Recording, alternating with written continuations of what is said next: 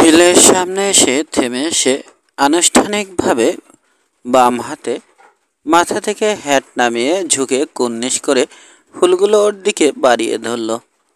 হেসে ফুলগুলো নিয়ে সে লরিকে ধন্যবাদ জানালো। লাল ফুলের রক্তের ছোঁয়া কিছুটা যেন ওর গালেও লাগলো। এই সময়ে একজন রাইডার বাঘ ঘুরে এগিয়ে আসতে গিয়েও ওদের দেখে থেমে দাঁড়ালো, কিন্তু পরক্ষণেই চিনতে পেরে আবার এগিয়ে এলো।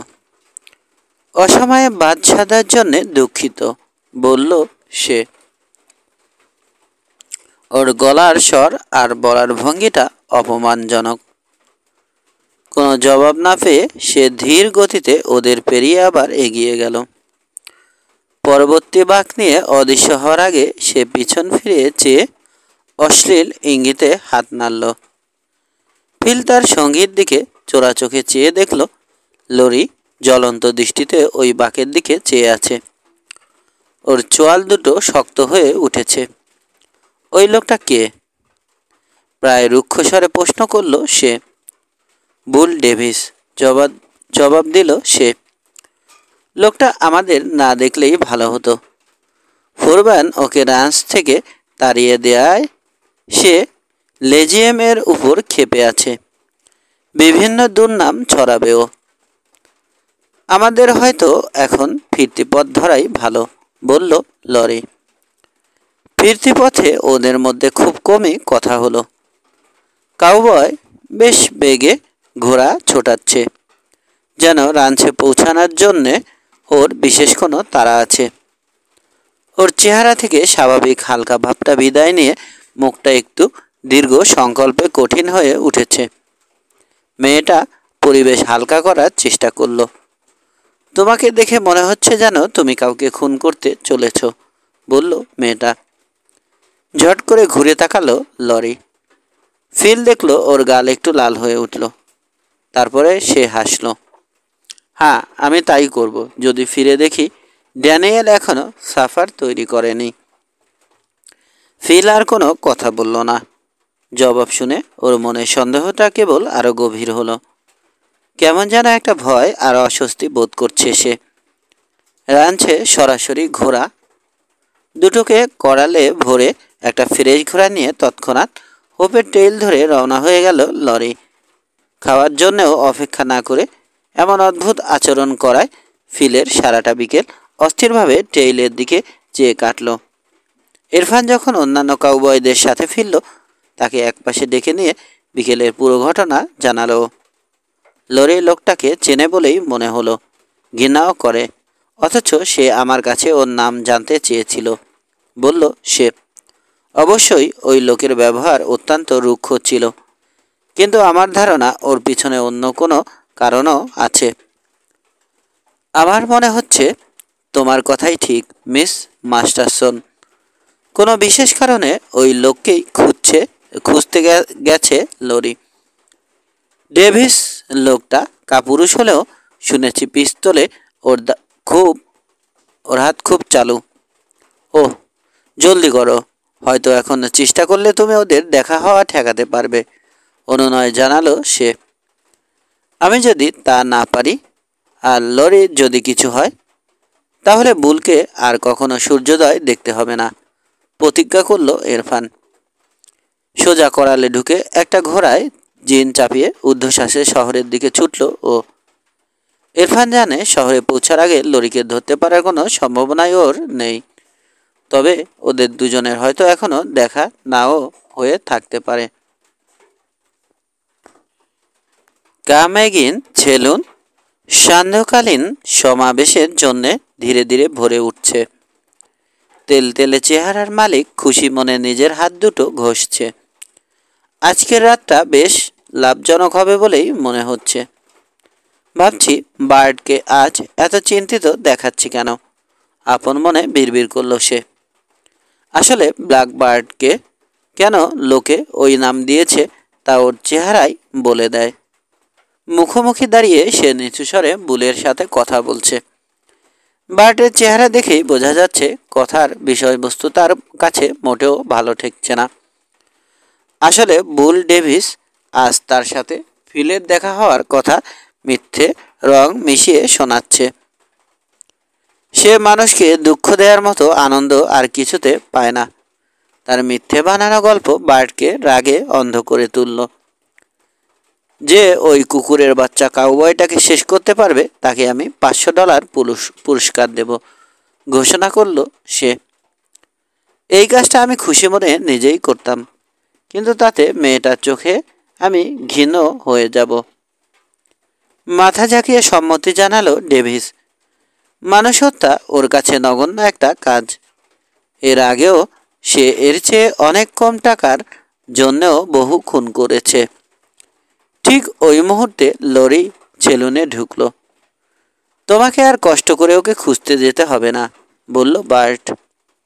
লোকটা নিজেই সেধে বাঘের খাঁচায় ঢুকেছে। ফিসফিস করে বলে সেলুন ছেড়ে বেরিয়ে গেল রাঞ্চার। এইমাত্র যাকে সে ভাড়া করেছে সেই বাকি কাজ শেষ করবে। ঘটার সময়ে সে ওখানে হাজির থাকতে চায় না। লরির তীক্ষ্ণ চোখে নড়াচড়াটা ঠিকই ধরা পড়েছে। সে বুঝল বার্টের কাছে খবরটা পৌঁছে দিতে ডেভিস মোটেও দেরি করেনি। কামরার চারপাশে চেয়ে টিমকে দেখতে পেয়ে সে নট করল। একটা টেবিলে বসে তার 2 কর্মচারী আর স্টোর কিপার কাভানারের সাথে পোকার খেলছে টিম। আবার ডেভিসের দিকে চোখ ফেরালো। সে এখন 3 জন সঙ্গীর সাথে কথা বলছে। আরে, মেয়েরা সব একই রকম। ওই মাস্টারসনের মেয়ের কথাই ধরো। আজ বিকেলেই আমি দেখলাম সে দক্ষিণের একটা নিভৃত জায়গায় বসে চুমোচুমি করছে। সেটাও নেহাত সাধারণ একজন মাসে $40 বেতনের কাউবয়ের সাথে। বিজয় উল্লাসে সে তার চোতাদের দিকে চাইল। ওদের কয়েকজনকে খিকখিক করে হাসতে শোনা গেল। বাকি যাদের কানে কথাটা পৌঁছেছে তারা বুঝল বুলের কথার পিছনে বিশেষ কোনো উদ্দেশ্য আছে। ওরা খেলা থামিয়ে ঘটনা কোন দিকে গড়ায় লক্ষ্য করছে। সবার চোখ এখন দরজার কাছে আড়ষ্ট হয়ে দাঁড়ানো লেজিএম কাউবয়ের উপর। ডেভিস শব্দটা লরি বস্টনের এঁটে বসা ঠোঁটের ফাঁক দিয়ে বুলেটের মতোই বের হলো। এরপরেই শোনা গেল মেঝের উপর চেয়ার আর বুট ঘষার শব্দ। যারা ওদের দুজনের মাঝে গুলির আওতায় ছিল তারা তড়িঘড়ি সরে গেল। রাগের এই প্রচণ্ড বহিঃপ্রকাশ ওর সম্পূর্ণ আচরণ বিরুদ্ধ। সে নিজেও এ সম্পর্কে সচেতন নয়। লরি কেবল জানে ওর সামনে একটা সাক্ষাৎ শয়তান দাঁড়িয়ে আছে, যাকে তার শেষ করতেই হবে। লরির ডান হাত ওর পাশে ঝুলছে, আঙুলগুলো ছড়ানো, ড্র করার জন্যে প্রস্তুত। ডেভিসের নিষ্ঠুর চেহারায় কেবল একটা ভাবই প্রকাশ পাচ্ছে, এবং সেটা হচ্ছে সাফল্যের বিষাক্ত একটা আনন্দ। ঠান্ডা মাথায় খুন করার একটা পরিবেশ সৃষ্টি করতে সক্ষম হয়েছে সে। অবজ্ঞার সাথে হেসে সে জবাব দিল, আমার নাম। আরে, এর কথাই তো আমি এতক্ষণ বলছিলাম। মিস মাস্টারসনের নয়া নাগর। দেখো, লজ্জায় কেমন লাল হয়ে উঠেছে ও। সত্যি ওর মুখটা লাল হয়ে উঠেছে, কিন্তু ওর গলার স্বরটা বরফ শীতল এবং চামড়া ভেদ করে কেটে বসার মতো তীক্ষ্ণ। বুল ডেভিস, তুমি একটা মিথ্যুক এবং কাপুরুষ, দীর্ঘস্বরে বলল লরি। বাড়তি অপমানে নিজের উপর নিয়ন্ত্রণ হারায়নি সে। ওই কথার কেবল একটা জবাবই হয়। কথার চাবুকের আঘাতে পিস্তল বের করার জন্যে সবল দিল বুল। গর্জে উঠল, শয়তান কুকুরছানা। 2টো পিস্তলের মুখে একই সাথে আগুনের ঝিলিক দেখা দিল। বাম কাঁধে গুলি খেয়ে ভারী বুলেটের ধাক্কায় হাত-পা ঘুরে গেল লরি। ডেভিস একটা গালি দিয়ে একটু দুলে কাত হয়ে পড়ে গেল। পিস্তলটা সশব্দে ওর পাশেই পড়ল। গুলিতে ওর বুক ফুটো হয়ে গেছে। লোকটা এখনো মরেনি দেখে টলতে টলতে ওর দিকে এগিয়ে গেল লরি। পিস্তলটা লাথি দিয়ে সরিয়ে দিয়ে পাশে হাঁটু গেড়ে বসল। বলল সে। একটা কথা আমি তোমাকে জানাতে চাই।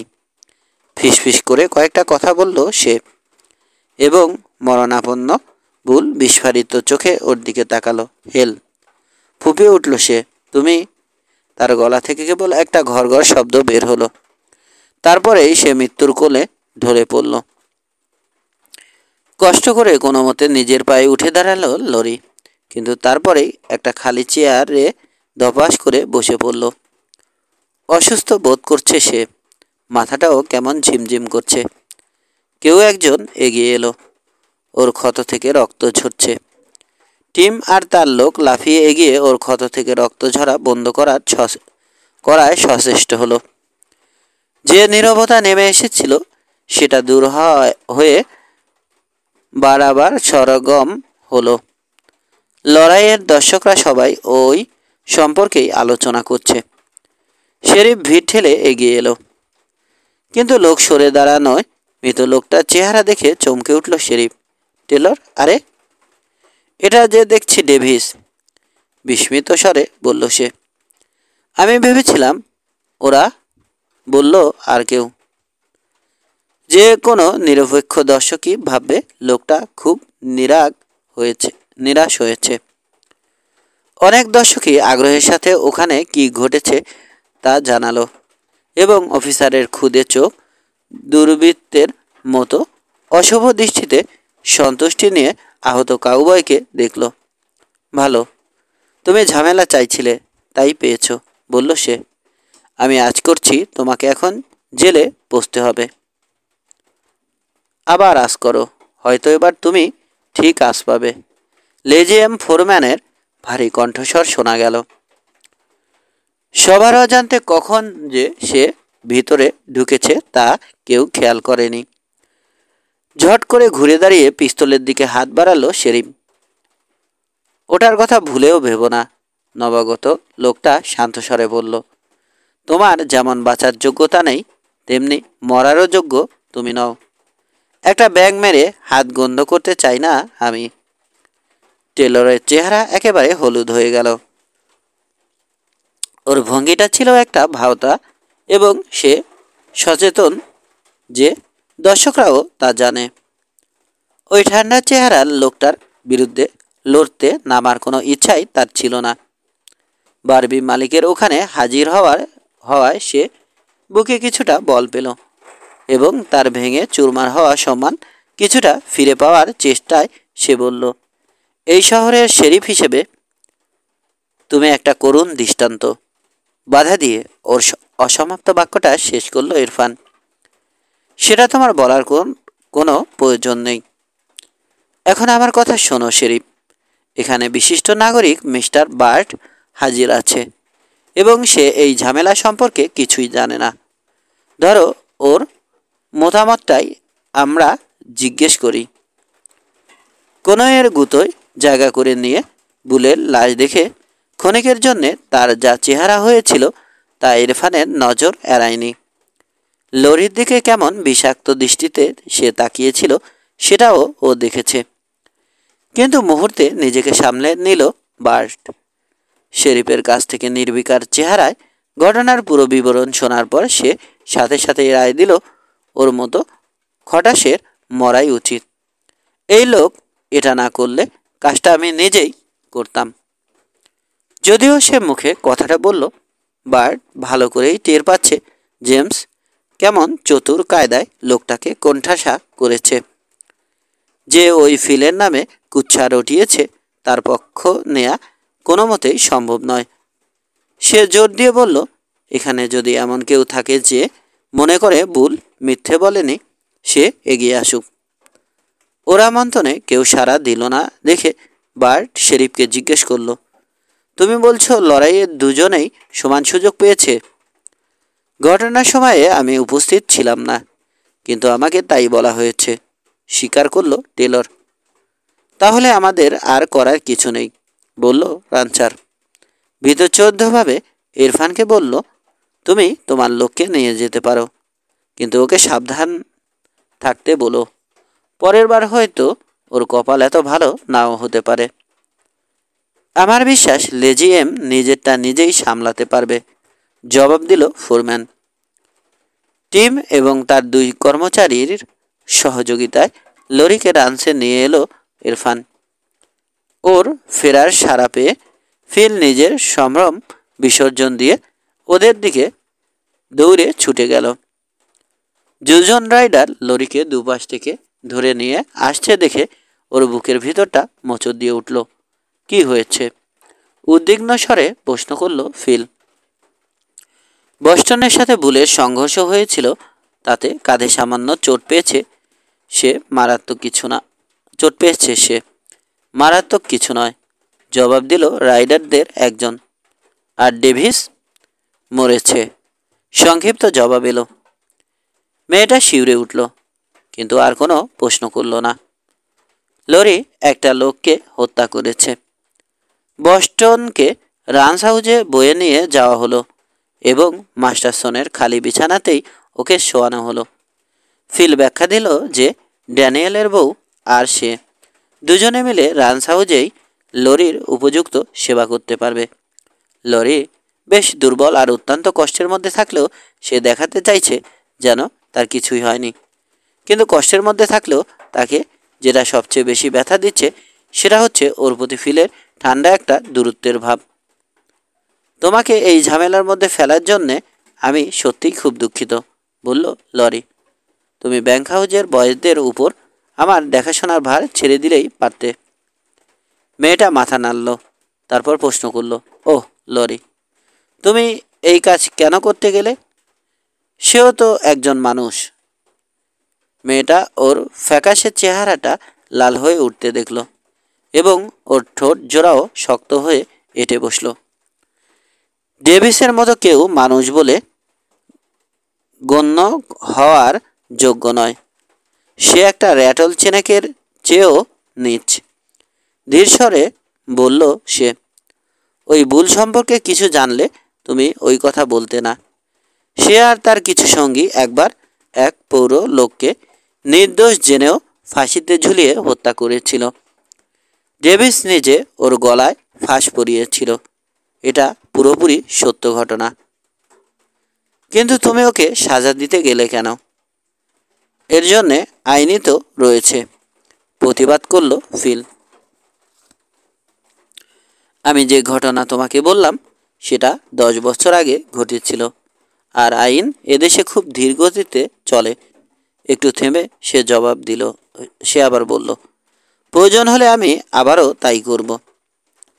মেয়েটা জানে লরির কথাই সত্যি, কিন্তু এটা ঠিক মেনে নিতে পারছে না।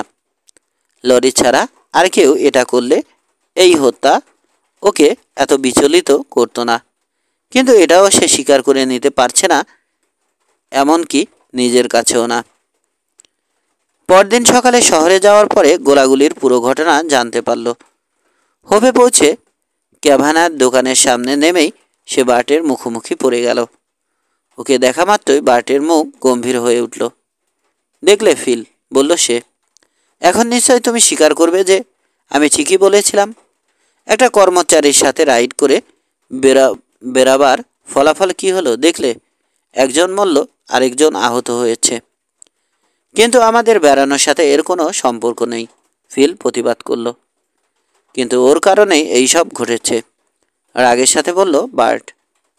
ডেভিস এগিন সেলুনে এসে ফলাও করে বলছিল সে নাকি তোমাদের দুজনকে চেনেকুলিতে জড়াজড়ি করে চুমু খেতে দেখে এসেছে। বস্টনকে মিথ্যেবাদী বলায় গোলাগুলি হয়েছে। ফিলের বুকটা ধড়াস করে উঠল। তাহলে লরি তার সুনাম রক্ষা করার জন্যে লড়েছে? সে আসলে ঠান্ডা মাথার খুনি নয়। ওখানে অনেক দেরিতে না পৌঁছলে ওই কুকুরটাকে আমি নিজেই শেষ করতাম, বলে চলল বার্ট। অবশ্যই এর কিছুই আমি বিশ্বাস করি না, কিন্তু এই রকম রটনাকেও তার ভবিষ্যৎ স্ত্রীর সম্পর্কে শোনা পছন্দ করবে না। আমি ওই রকম মেয়ে নই, মিস্টার বার্ট। আমি যদি কখনো তোমাকে তেমন ধারণা দিয়ে থাকি তাহলে আমি দুঃখিত। কথাটা তোমার ভুলে যাওয়াই ভালো। ওর কথার সুরটা ঠান্ডা এবং চূড়ান্ত। রাঞ্চার স্পষ্ট বুঝতে পারছে কথাগুলো মেয়েটা বুঝে এবং মেপেই বলেছে। কিন্তু কথাটা সে কিছুতেই মেনে নিতে পারছে না। একটা অন্ধ রাগে ফুঁসে উঠল বার্ট। তবু জোর করে একটু হাসল। ও, আমার উপর রাগ করো না ফিল। সুন্দর সুন্দর কথা গুছিয়ে বলার কৌশল আমার জানা নেই বটে, কিন্তু তোমাকে আমি চাই। তুমি যা বললে সেটা তোমার ফাইনাল জবাব হিসেবে আমি মেনে নিতে রাজি নই। আমি বদলাবো না, শান্ত স্বরে বলে চলে গেল মেয়েটা। বার্ট কিছুক্ষণ ওর দিকে চেয়ে থেকে ঘুরে উল্টো দিকে হাঁটা ধরল। রাগে দিশেহারা হয়ে ওপাশ থেকে আসা এক পথচারীর সাথে ধাক্কা খেল সে। দোষটা নিজের হলেও গালি দিয়ে একবারই মেরে হালকা লোকটাকে সে ফুটপাত থেকে রাস্তায় ফেলে দিল। লোকটার ডান চোখের উপর একটা পট্টি বাঁধা। ফিল দেখলো ওর সঙ্গে একটা পিস্তল রয়েছে। লোকটা উঠে দাঁড়িয়ে বিষাক্ত দৃষ্টিতে বার্টের দিকে তাকিয়ে পাল্টা একটা গালি দিয়ে হাঁটা শুরু করলো। ফিল আশা করেছিল লোকটাকে হয়তো রাগে বার্ট গুলি করে বসবে, কিন্তু তা না করে সে ঘরে স্বরে একটা হুমকি দিয়ে আবার নিজের পথ ধরল। ফিল লক্ষ্য করলো কাঁচা পাকা দাড়িওয়ালা বয়স্ক লোকটা ওকে পার হওয়ার সময় কেমন যেন একটা অদ্ভুত দৃষ্টিতে ওর দিকে তাকালো। 13। তার প্রতি ফিলের প্রকৃত মনোভাব কি, এটার আবিষ্কার বার্টের মনে এবং অহমিকায় এমন প্রচণ্ড আঘাত হানল যে ওর আউটফিটের বাকি সারাটা দিন খুব খারাপ কাটল। সন্ধ্যায় যখন ডোভার ওর সাথে দেখা করতে রান্স হাউসে গেল, তখন সে তাকে খুব খারাপ মানসিক অবস্থায় দেখল। ফোরম্যান, যে গত 24 ঘন্টায় ওর দেখা পায়নি, সে সরাসরি কাজের কথায় এলো। কি ব্যাপার, তোমার মেজাজ এমন খারাপ কেন? প্রশ্ন করল সে। প্রায় সবই ওলটপালট হয়ে গেছে, বিরক্ত স্বরে জবাব এলো। ডেভিসের কথা কিছু শুনেছ? আমি এইমাত্র ওকে দেখে এলাম, বলল ডোভার। কটমট করে ডোভারের দিকে কতক্ষণ চেয়ে থাকলো বার্ট। ওই জেমসই তাহলে তার পুরনো খেলা খেলে চলেছে। আমি তোমাকে প্রথমে যা বলেছিলাম সেটাই তোমার করা উচিত ছিল। শুরুতেই ওকে শেষ করে ফেলাই ঠিক হতো। তাহলে মেয়েটা জাজ এমারিকে সামলাবার একটা উপায় খুঁজে বের করে ফেলতো। এখনও সময় আছে। মেয়েটার জেমসকে ভুলতে বেশি সময় লাগবে না। ওর কথা বাদ দাও, মেয়েটা ওকে মোটেও পছন্দ করে না। ডেভিসকে খতম করেছে ওই কুকুরের বাচ্চা লরি বস্টন, জানালো বারবি রানচার। আজ সকালে ফিলের সাথে ওর কি কথা হয়েছে তাও বলল। ও, তাহলে মেয়েটা তোমাকে ঠ্যাঙা দেখিয়ে দিয়েছে, বলল ডোবার। এটা তো সম্পূর্ণ ভিন্ন ব্যাপার। তোমার এখন লেজিএমকে বাই বাই জানানো ছাড়া আর উপায় কি? ফিলের বিয়েতে তোমাকে বেস্টম্যান হয়েই সন্তুষ্ট থাকতে হবে, বার্ট। ফোরম্যানের তিক্ত ব্যঙ্গ ভরা মুখের দিকে তাকিয়ে রানচারের চেহারাটা আরও কালো হলো। আমার এখন হাসি ঠাট্টার মুড নেই, ডোভার, বলল বার্ট। আমি নিজেও এতে কৌতুকের কিছু দেখছি না, জবাব দিল ফোরম্যান। আমি তোমার বর্তমান মনের অবস্থাটাকে কথায় রূপ দিলাম মাত্র, যদিও তোমাকে আমি কখনো হতাশ হয়ে হাল ছাড়তে দেখিনি। এখনও তা আমি করছি না, রুক্ষ স্বরে বলল বার্ট। আমি যা চাই সেটা আমি না পেয়ে ছাড়ি না। তবে কাজটা যত সহজ হবে বলে মনে করেছিলাম ততটা সহজ হবে না। আমাকে কিছু ঝুঁকি নিতে হবে। সেটা আমরা আগেও কয়েকবার নিয়েছি, নির্বিঘ্নে পারও পেয়েছি। ওর কথা সমর্থন করল ডোভার। এমারিকে আমাদের পক্ষে আনাটা হয়তো সম্ভব হবে না। শয়তানিতে ভরা একটা হাসি ফুটল বার্টের মুখে। তুমি নিশ্চয় একজন মাইন্ড রিডার, ডোভার, বলল সে। হ্যাঁ, একটা উপায় ঠিকই আছে, কিন্তু প্ল্যানের পুরোটা এখনও মনে মনে গুছিয়ে উঠতে পারিনি। আপাতত জেমসই হয়তো মাস্টারসনকে মেরেছে। এই লাইনে কিছু চিন্তা ভাবনা করো। স্টিভকেও সেই সরিয়েছে বলা যেতে পারে, বলল ডোভার। ওতে কাজ হবে না, বলল বার্ট। সহজেই সে প্রমাণ করতে পারবে যে ওই সময়ে এই তল্লাটেই ছিল না ও। স্টিভকে খুন করে জায়গাটা ভুলের জন্যে খালি করে, তাহলে আমাদের কোনো লাভই হয়নি, মন্তব্য করল ফোরম্যান। তুমি ঠিকই ধরেছ, কিন্তু তখন কে ভাবতে পেরেছিল জ্যাক কোনো স্ট্রেঞ্জারকে এনে ওর জায়গায় বসাতে পারে? গর্জে উঠল সে। আমরা ভেবেছিলাম ডেভিসে ওর পথটা পাবে। মাস্টারসনকে আমরা যতটা বোকা ভেবেছিলাম আসলে তত বোকা সে নয়, বেরিয়ে যাওয়ার আগে বলল ডোভার। কেবল একটা ঘোষ শব্দ করে ওর কথা সমর্থন করল বার্ট। টিমের পাঠানো রাইডারের কাছে একটা খবর পেয়ে গোলাগুলির কয়েকদিন পরে হোপে পৌঁছল ইরফান। ফেন্টনের সেলুনে যাওয়ার পথে সে লক্ষ্য করল শহরের লোকজন যেন তার দিকে একটু অন্যরকম দৃষ্টিতে তাকাচ্ছে। কয়েকজন লোক যারা আগে ওর সাথে কথা বলেছে বা নট করেছে, তারা যেন ওকে দেখেও না দেখার ভান করে এড়িয়ে যাচ্ছে। টিম ওর জন্যেই সেলুনে অপেক্ষা করছিল।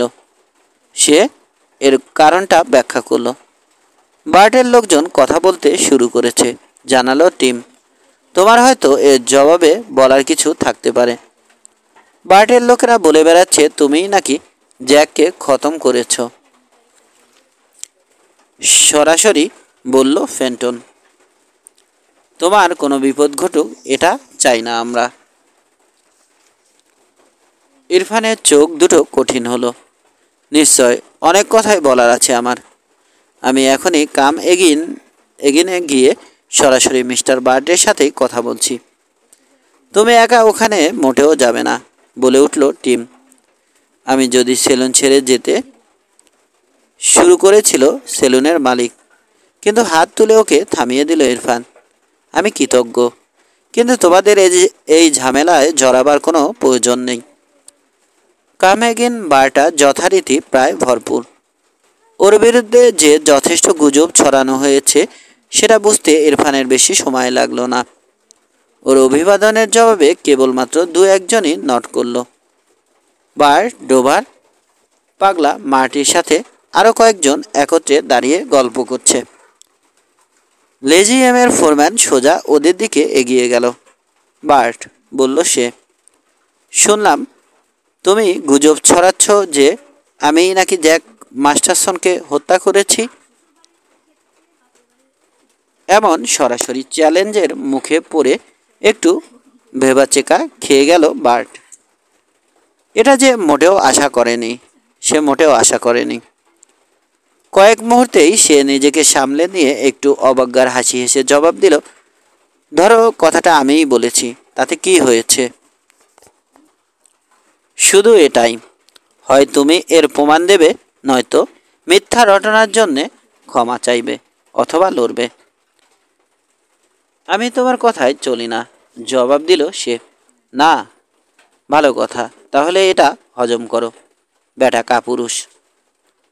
কথা শেষ করেই এক পা আগে বেড়ে খোলা হাতে ওর গালে প্রচণ্ড একটা চর বসালো ইরফান।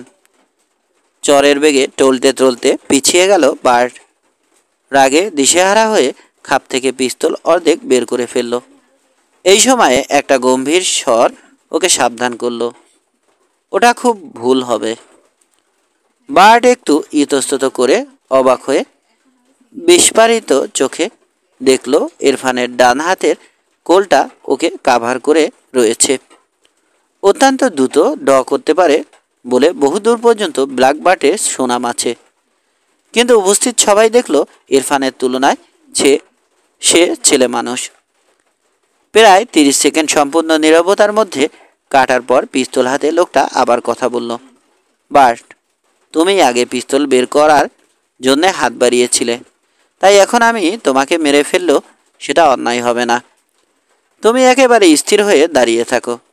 1 ইঞ্চি নড়লেই আমি তোমাকে সোজা নরকে পাঠিয়ে দেব। বক্তার করা অ্যাসিডের মতো স্বর বিশাল লোকটার কানে ঢুকে মগজ একেবারে অকেজ করে দিল। খাপ থেকে অর্ধেক বের করা পিস্তলটা এখনও হাতের মুঠোয় ধরা রয়েছে, কিন্তু ওটা ওঠাবার সাহস পাচ্ছে না। জানে একটু নড়লেই সামনে দাঁড়ানো লোকটা ওকে গুলি করে মেরে ফেলতে দ্বিধা করবে না। ইরফানের কিপার পাত্র হয়ে একেবারে স্থির দাঁড়িয়ে আছে বার্ট। ব্যান্ডিংয়ের জন্যে বাধা গরুর মতো নিরুপায় অবস্থা। এবার ইরফান যা বলল তাতে কামরার লোকজনের টানটান উত্তেজনা কিছুটা হ্রাস পেল। কিন্তু সবাই জানে ঘটনা পুরো শেষ হয়নি।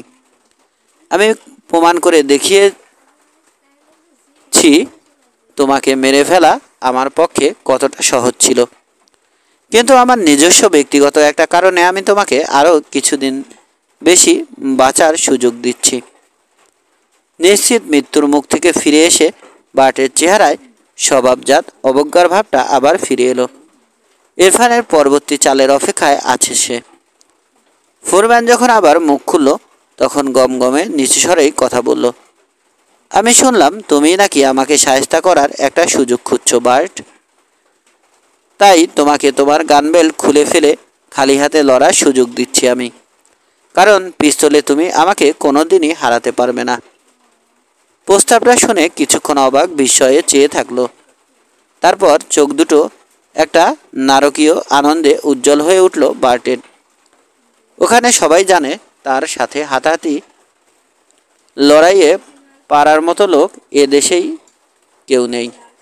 আর এই লোকটা কি না স্বেচ্ছায় নিজেকে ভেড়ার মতো বলি দিতে চাইছে।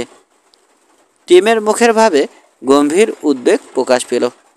সে ফিসফিস করে বলল, তোমার কি মাথা খারাপ হয়েছে? ওই লোক ডেজার্ট এজে একজনকে খালি হাতে পিটিয়েই হত্যা করেছে। ভয়ের কিছু নেই বন্ধু, শান্ত স্বরে বলল ইরফান। দুজনে তাদের শার্ট, পিস্তলের বেল্ট আর স্পার খুলে তৈরি হলো। ইতোমধ্যে আগ্রহী দর্শকরা কামরার মাঝখান থেকে টেবিল চেয়ার সরিয়ে জায়গাটা খালি করে দিল। ড্রিঙ্ক আর তাস খেলার কথা সবাই ভুলে গেছে। লড়াই দেখতে সবাই ঠাসাঠাসি করে গোল হয়ে দাঁড়িয়েছে। শহরের প্রায় সবাই ওখানে হাজির আছে। কথাবার্তা আর তর্কাতর্কির শব্দও এখন একেবারে থেমে গেছে। কামরার মাঝখানে দাঁড়িয়ে ইরফান তার প্রতিপক্ষকে লক্ষ্য করছে। লোকটা উচ্চতা আর ওজন দুদিক দিয়েই বড় এবং ভারী। ভালো করেই জানে একটা ঝুঁকি নিচ্ছে সে। লোকটার বয়স তার চেয়ে বেশি হলেও এখনও খুব শক্ত। তবু ইরফান মোটেও তোয়াক্কা করছে না। এটা জিদের লড়াই। দর্শকদের কাছে মনে হচ্ছে এটা নেহাত অন্যায় প্রতিযোগিতা। লড়াইটা মোটেও সমানে সমানে হচ্ছে না। ওরা দেখছে রানছাড়ের প্রতিটা নড়াচড়ায় তার শক্তিশালী পেশিগুলো কিলবিল করে নড়ে উঠছে। তার সামনে এই কাউবয়ের দাঁড়াতে পারার কোনো প্রশ্নই ওঠে না। কারো মনেই লড়াইয়ের ফলাফল সম্পর্কে কোনো সন্দেহ নেই। পাশবিক শক্তি দিয়ে জেমসের মাথা ফাটিয়ে ঘিলু বের করে ছাড়বে বার্ট। লবণ ছাড়াই জেমসকে খেয়ে ফেলবে আজ, মন্তব্য করল একজন। কাজটা বার্ট যত সহজ মনে করছে তত সহজ হবে না, বলল একজন প্রতিবেশী। লোকটা এতক্ষণ ইরফানকে খুঁটিয়ে দেখছিল। কাঁটাতার আর শুকনো চামড়ার মতো শক্ত ওর পেশি। বলল সে, তা যাই হোক, আমি $1 বদলে $2 বাজি ধরতে রাজি আছি বার্টের পক্ষে, জোর গলায় ঘোষণা করল প্রথম বক্তা। আমি $50 ধরলাম জেমসের উপর, বলল টিম। ইরফানের দু একজন বন্ধু টিমকে সমর্থন করলো বটে, কিন্তু আর কেউ বাজি ধরল না। বাজির শর্তের হার বাড়ানোর পরেও কেউ আর বাজি ধরল না দেখে বার্ট সশব্দে হাসল। তোমরা কেউ আর বাজি টাকা জিততে পারলে না দেখে আমি দুঃখিত বয়েজ। খুব সহজেই তোমরা টাকাটা অর্জন করতে পারতে। আমি ওর দেহের সবকটা হাড় ভেঙে দেব। মুখে সস্তা ফটফট করা সহজ, গর্জে উঠল ইরফান। এগিয়ে এসে কাজটা করে দেখাও মিস্টার মাস্ক। কথাটা খুব নিচু স্বরে বলেছে ইরফান। কোলাহলরত দর্শকরা কেউ না শুনলেও বার্টের কানে ওটা ঠিকই পৌঁছেছে। সে যে একটু চমকে উঠল সেটা ইরফান লক্ষ্য করে ফেলেছে দেখে খিস্তি করল সে। কয়েক সেকেন্ড পরস্পরের দিকে চেয়ে দাঁড়িয়ে রইল ওরা। কিন্তু তারপরেই প্রথম ঘুষিটা নিজেই মারার উদ্দেশ্যে বিদ্যুৎ বেগে আগে বেড়ে বার্টের পেটে দুহাতে দুটো জোরালো ঘুষি বসিয়ে দিল ইরফান। প্রতিপক্ষ সামলে ওঠার আগেই তার হাতের আওতা থেকে সরে এলো। প্রচণ্ড রাগে একটা হুঙ্কার ছেড়ে বিশাল পাকানো মুঠিতে দুহাতে ঘুষি ছুটতে ছুটতে ছুটে এগিয়ে এলো বার্ট। ওগুলোর যে কোনো একটা ঠিক মতো লাগলে ওই মুহূর্তেই লড়াই শেষ হয়ে যেত। খুব সাবধানে লড়ছে ইরফান, জানে কাছাকাছি রেঞ্জে লড়তে গেলে সেই অসুবিধায় পড়বে। তার জেতার একমাত্র উপায় হচ্ছে শত্রুকে সবসময় চক্করের উপর রেখে লোকটা একটু অসাবধান হলেই ঝট করে এগিয়ে কয়েকটা ঘুষি বসিয়ে আবার পিছিয়ে আসা। বার্টকে ভীতু মনে করে উৎসাহের সাথে বারবার এগিয়ে ওর ফাঁদে পা দিয়ে মার খাচ্ছে। ইরফান ওর চারপাশে নেচে বেড়াচ্ছে আর মাঝে মাঝে হঠাৎ এগিয়ে ভীমরুলের মতো হুল ফুটিয়ে ফিরে এসে আবার নাচা শুরু করছে। ইরফানের লড়ার পদ্ধতি শুধু রানচারকে নয়, তার বন্ধুদেরও বিরক্ত করে তুলেছে। এখন পর্যন্ত বার্ট ইরফানকে ছুঁতেও পারেনি, তাই ওদের থেকে মাঝে মাঝে রাগ মেশানো রব উঠছে। স্থির হয়ে দাঁড়িয়ে পুরুষের মতো লড়ো। ওদের কথাকে কোনো পাত্তা দিল না ইরফান। সে ভালো মতোই জানে ওদের কথা শোনার ফল কী দাঁড়াবে। এর আগেও ওর চেয়ে ভারী মানুষের বিরুদ্ধে সে বহুবার লড়েছে। আগের পদ্ধতি ব্যবহার করে সে ঝট করে ভিতরে ঢুকে পেটে বা পাঁজরে ঘুচি মেরে হাসতে হাসতে বেরিয়ে আসছে। লড়াই শেষ করার আগে শক্তিশালী লোকটাকে বডি পাঞ্চে দুর্বল করে নেয়াই ওর উদ্দেশ্য। কিন্তু উত্তেজিত দর্শকরা কাছে থেকে লড়াইটা ভালো করে দেখার জন্যে ধীরে ধীরে এগিয়ে এসে খালি জায়গাটাকে আরও ছোট করে তুলছে। টিম এবং আরও দু একজনের চেষ্টায় বৃত্তটা ছোট হওয়া অল্প সময়ের জন্যে স্থগিত থাকলেও ওটা আবার ছোট হতে শুরু করলো। অবশ্য এটা বার্টের সমর্থকদেরই সমবেত চেষ্টার ফল। বার্ট এই সুযোগের পুরো সদ্ব্যবহার করল। ঘুষি ছুটতে ছুটতে এগিয়ে এলো সে। যতগুলো সম্ভব কাটিয়ে ইরফানও সমানে মেরে চলল, কিন্তু এতে ওকেও যথেষ্ট মার হজম করতে হলো। সে আগেই পেট আর পাঁজরকে বার্টের দুর্বল জায়গা হিসেবে টার্গেট করেছে, তাই ওখানেই সে মেরে চলেছে। লোকটা যে দুর্বল হয়ে এসেছে তা ইরফানের প্রতিটা ঘুষির সাথে ওর ব্যথায় মুখ কুচকানো দেখেই বুঝতে পারা যাচ্ছে। মার অবশ্য লেজিএম ফোরম্যানও কম খায়নি। সবকটা ঘুষি কাটানো ওর পক্ষে সম্ভব হচ্ছে না। ওই মুহূর্তে হাত ঘুরিয়ে মারা একটা প্রচণ্ড ঘুষি সোজা ইরফানের কপালে লাগলো। হাঁটু মুড়ে পড়ে গেল সে। বার্টের সমর্থকদের হর্ষধ্বনির মাঝে রানচাঁদ ছুটে এসে ওর মাথা লক্ষ্য করে লাথি মারল। ইরফান ঠিক সময় মতোই ওর মাথা সরিয়ে নিয়ে দুহাতে পায়ের গোড়ালি শক্ত করে ধরে উঠে দাঁড়ালো। ভারসাম্য হারিয়ে দরাম করে মেঝের উপর উল্টে পড়ল বার্ট। শক্ত কাঠের মেঝেতে তার মাথা সজোরে ঠুকে গেল। ভারী দেহ নিয়ে আছাড় খেয়ে ওখানেই পড়ে জোরে জোরে শ্বাস টানছে লোকটা। ইরফান স্থির হয়ে দাঁড়িয়ে তাকে দেখছে। ওখানে ওর জায়গায় বার্ট থাকলে লাথি মেরে শত্রুর মাথা সে ছাতু করে দিত, কিন্তু ইরফান ওভাবে লড়ে না। উত্তেজনাময় পরিস্থিতিতে দর্শকরা সবাই নীরবে অপেক্ষা করছে। এই সময়ে কেউ ব্যঙ্গ ভরে বলে উঠল, good night Bart, pleasant dreams. Electric shock খেয়েই যেন ক্রোধে উন্মত্ত বার্ট লাফিয়ে উঠে ইরফানের দিকে ছুটে এলো, কিন্তু এবারে ইরফান তার জায়গা থেকে একটুও নড়ল না। পরবর্তী কয়েক মিনিট দুজনের তুমুল লড়াই চলল। দুজনেই সমানে ঘুষি ছুটছে। নিজেকে গার্ড দেওয়ার কথা যেন ওরা ভুলেই গেছে। পরস্পরকে আঘাত করে কাবু করে ফেলার জন্যে ওরা হন্য আর বুনো হয়ে উঠেছে। ইরফান জানে এটা করা ওর পাগলামি হচ্ছে, কিন্তু যে কাপুরুষ লোকটা ওকে বেকায়দা অবস্থায় পেয়ে মাথায় লাথি মারার চেষ্টা করেছিল, তাকে মেরে তার মুখটা ফাটিয়ে দেওয়ার নেশা ওকে পাগল করে তুলেছে। ও দেখতে পাচ্ছে এরই মধ্যে বার্টের একটা চোখ বুজে আসতে শুরু করেছে। বুঝতে পারছে সে নিজেও দুর্বল হয়ে পড়ছে। ওর মাথাটা ঝিমঝিম করছে, হাত দুটো সীসার মতো ভারী হয়ে উঠছে। কিন্তু ও জানে ওর প্রতিপক্ষের অবস্থাও ওর চেয়ে কোনো অংশে ভালো নয়। শক্ত আছাড় ওকে বেশ কাবু করে ফেলেছে। শ্বাস নিতে তার বেশ কষ্ট হচ্ছে, গালটাও ফেটে রক্ত ঝরছে। তার ঘুষি তো আর আগের মতো সেই জোর নেই, নড়াচড়াও এখন অনেক ধীর হয়ে গেছে। জেমসের উপর ইভন মানি চিৎকার করে ঘোষণা করল যে লোকটা বার্টকে গুড নাইট জানিয়েছিল।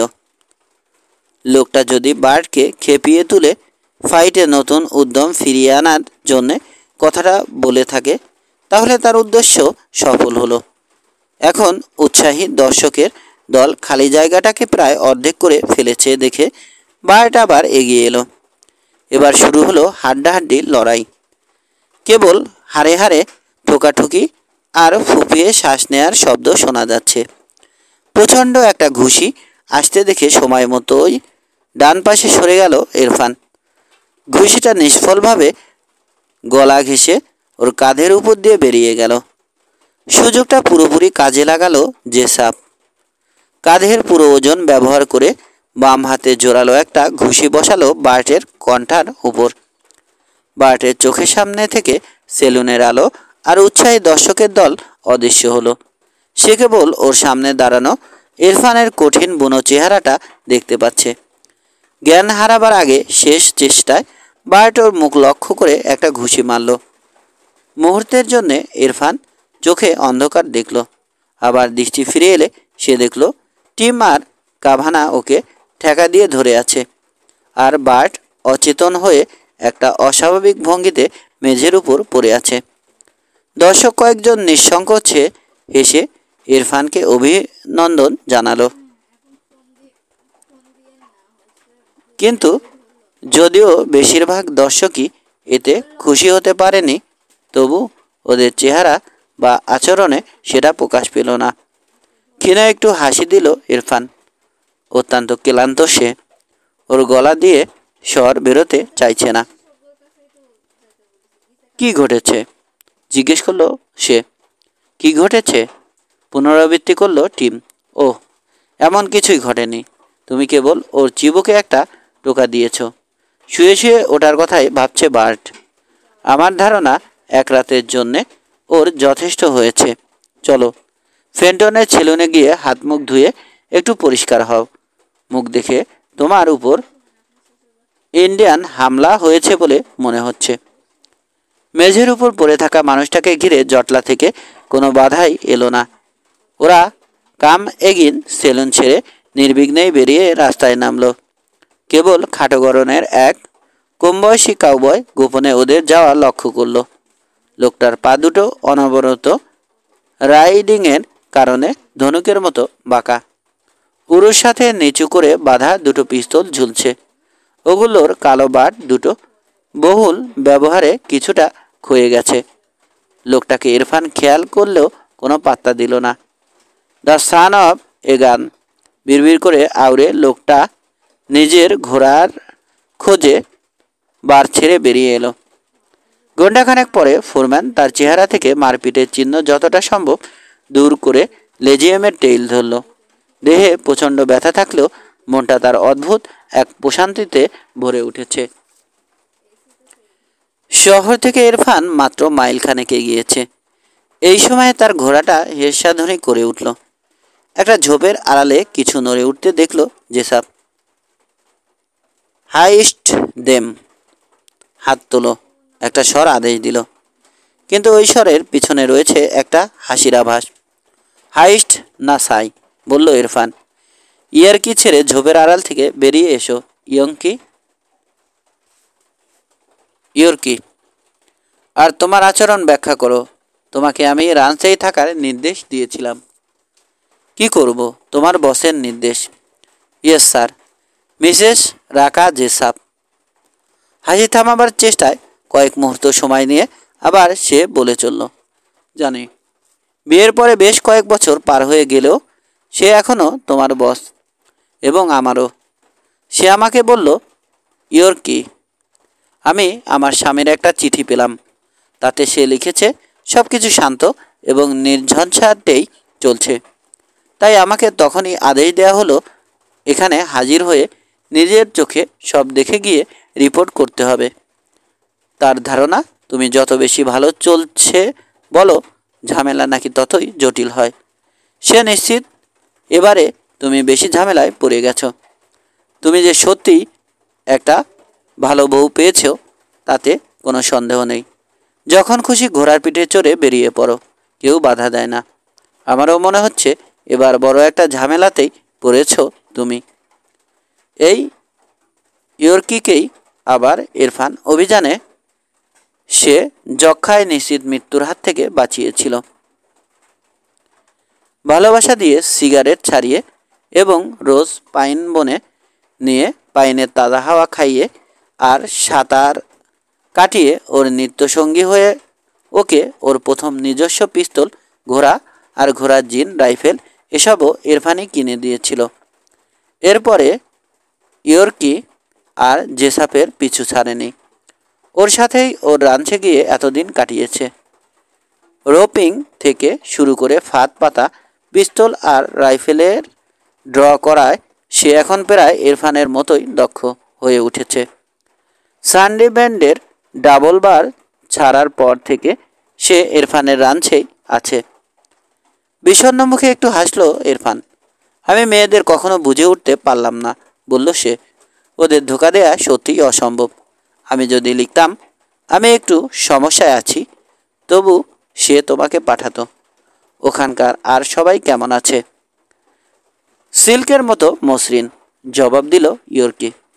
তোমার ছেলে জিম এখন আমার সাথে সমানে সমানে পাল্লা দেয়, অথচ বয়স মাত্র 17। সে যে বড় হলে তার বাপকেও ছাড়িয়ে যাবে এতে কোনো সন্দেহ নেই। আর লিয়াও আর কত দূর দ্রষ্টব্য, বেশ বড়ছড় হয়ে উঠেছে। তবে এখন সে আর জিমের পিছন পিছন আগের মতো বনে বাজারে ঘুরে বেড়ায় না। রাকাওকে নিখুঁত লেডি বানিয়ে ফেলেছে।